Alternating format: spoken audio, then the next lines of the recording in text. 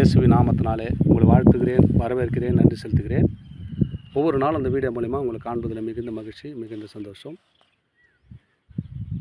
இந்த நாளில் ஒரு வேத வசனத்தை காண்பிக்கிறேன். தள்ளிடாதீங்க, கொஞ்சம் நிதானமாக கேளுங்க. அப்போ தான் தேவனுடைய வார்த்தை என்னதுன்னு நீங்கள் அறிந்து கொள்வீர்கள். நமக்கு ஆபத்து வருகிறது, அநேக பிரச்சனை வருகிறது. தேவன் நமக்கு அடைக்கலமாக இருக்கிறாரா இல்லையா?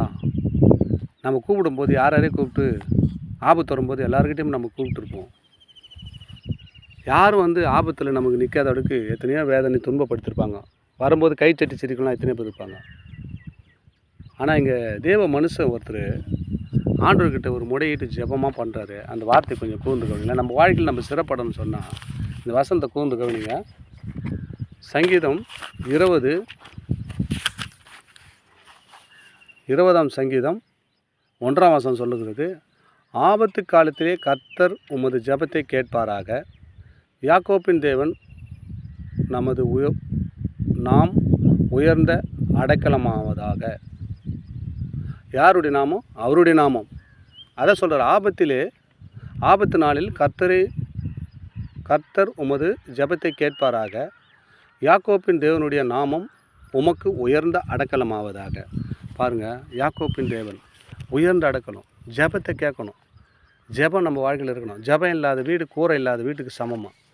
அந்த கிறிஸ்துவர்களுக்கு தேவனை அறிந்தவர்களுக்கு சொல்கிறார். எப்படின்னு சொன்னால், ஜெபத்தை கேட்பாராக.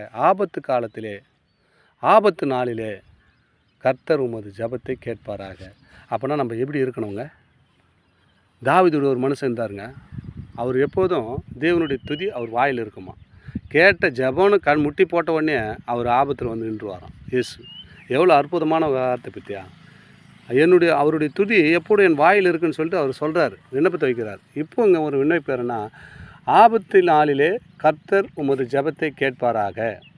யாக்கோப்பின் தேவன் நாமம் உமக்கு உயர்ந்த அடைக்கலமாவதாக.